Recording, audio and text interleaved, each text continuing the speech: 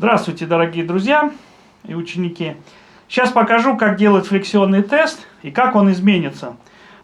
Как я отработаю кишку и как он изменится, вы сейчас все это увидите наглядно. Значит, я поворачиваю модель спиной. Сейчас я вам чуть-чуть опущу камеру. Вот так. Да, и вот смотрите, я ставлю пальцы. Ну-ка, видно? Да, видно. Вот так сяду специально. Вот я поставил на ЗВПО. Ну, здесь, во-первых, она выше, потому что скрученный таз есть, но здесь есть еще открытый таз. И я прошу наклоняться, начиная с головы, чтобы натянулись мышцы. Так, и медленно, давай. И вот палец, видите, пополз левый вверх. Все, достаточно. То есть левый палец полез вот так вверх. И сейчас я сделаю кишку, и вы увидите, что это изменится. Итак, вы все видели положительный флексионный тест. То есть мы имеем открытый таз. То есть у нее задран крестец. Ближе ко мне ложись. И мы сейчас его поставим на место, потому что это приводит к проблемам L5-S1. То есть грыжи бывают.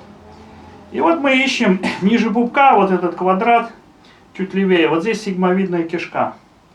И я ищу болезненные места, смотрю на лицо, чтобы понимать, больно ей или не больно. Ну-ка, больно? И вот так очень аккуратненько. Оп, все, я вижу, что она заулыбалась. Видно, что чуть-чуть дошли до болезненного какого-то места, да? Чуть-чуть, да? Ну, можно еще тогда. Оп, все. То есть делать надо все очень аккуратно. То есть массаж живота это не массаж спины. Да, здесь можно переборщить. Поэтому перебарщивать не нужно. И вот так вот потихонечку я ищу, где болезненные места. Вот я по лицу сразу вижу, что больно. И мне надо весь этот кусок отработать сейчас. Ну, это занимает 5-10 минут довольно быстро. В половине случаев вот этого достаточно, чтобы боль в пояснице ушла. Когда это не очень острая боль, а такая хроническая. Вот это делаешь, и все проходит. Я это нашел сам, когда у Агулова учился, он говорил, что почки, а я нашел, что это не почки, а кишечник. И назвал это открытым тазом, вот здесь. Вот. А дальше я покажу, как работать с пояснично-подвздошной, потому что у нее левосторонний скрученный таз, открытый таз, наклон таза вперед и наклон таза влево. То есть все 4 нарушения присутствуют, но здесь есть положительный момент, что это все не очень сильно легко. То есть за один сеанс это все должно уйти.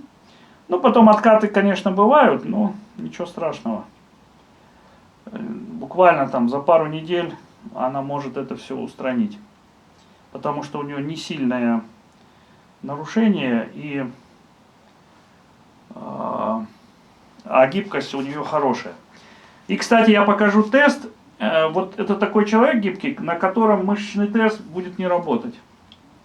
То есть я буду делать ей растягивать пояснично-подвздошную, а оно будет выглядеть так, как будто бы... Чуть-чуть отодвину, а то я вплотную стою. Будет выглядеть так, как будто бы все хорошо.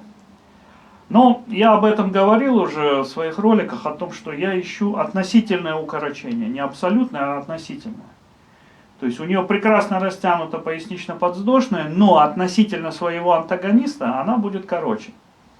То есть относительно ягодичной мышцы. И поэтому таз будет наклоняться вперед. Хотя она довольно гибкая. И вот я уже вижу, что она спокойно переносит мое давление.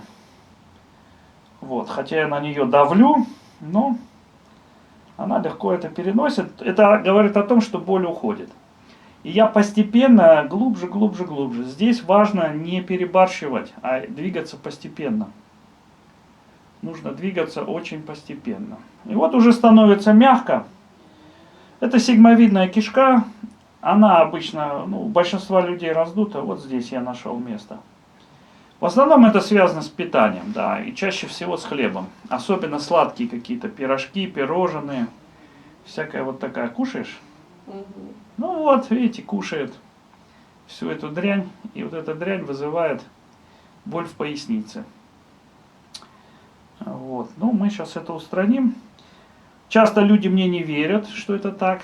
Потом я вот так уберу кишку вот эту раздувшуюся, ничего не болит, они идут домой, съели пирожок, и спина опять заболела. И тогда они начинают верить, что это действительно так. То есть опыт показывает им, что все, что я не обманываю, что так оно и есть, все. Вот нашли место. И вот я должен постепенно убрать, дойти до пояснично-подвздошной мышцы, чтобы можно было ее размять, эту пояснично-подвздошную мышцу. Потому что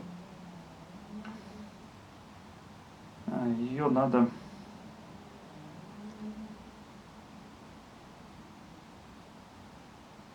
перед растяжкой, если ее размять, то она будет легко растягиваться. Во всяком случае, на порядок легче будет растягиваться все, чем если это без массажа. Но это не является обязательным. Просто я люблю эффективность, чтобы с одного раза уже было изменение. Уходит боль? Или нет? Да.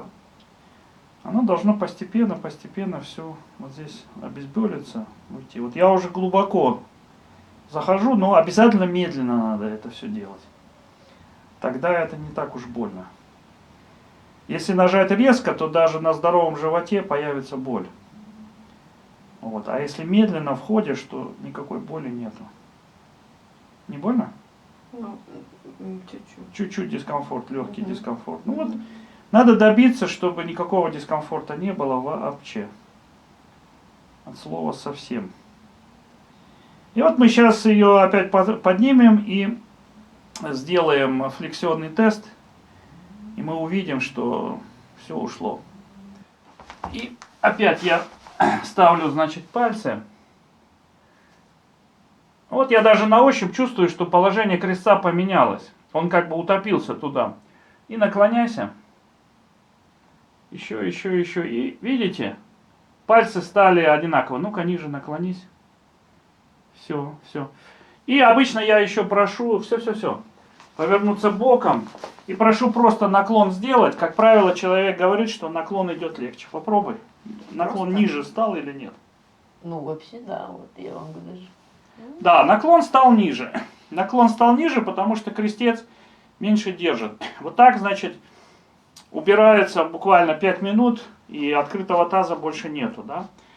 Я говорю, в половине случаев вот это достаточно, чтобы боль в пояснице ушла.